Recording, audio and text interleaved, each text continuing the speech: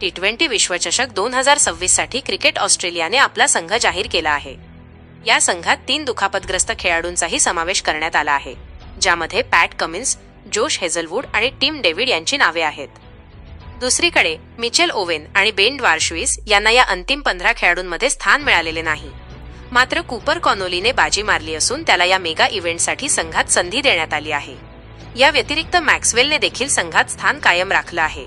Australian संघाचे नेतृत्व Mitchell Marsh करणार आहेत, जो गेल्या काही काळापासून या स्वरूपात संघाचा कर्णधार आहे. ऑस्ट्रेलियाचा संपूर्ण संघ असा आहे: मिचेल मार्श कर्णधार, Xavier Bartlett, Cooper Connolly, Pat Cummins, Tim David, Cameron Green, Nathan Ellis, Josh Hazlewood, Travis Head, Josh Inglis, Matt Kuhnemann, Glenn Maxwell, Matthew Short, Marcus Stoinis आणि ॲडम झॅम्पा. तुम्हाला हा संघ कसा वाटला? आम्हाला कमेंट करून नक्की सांगा.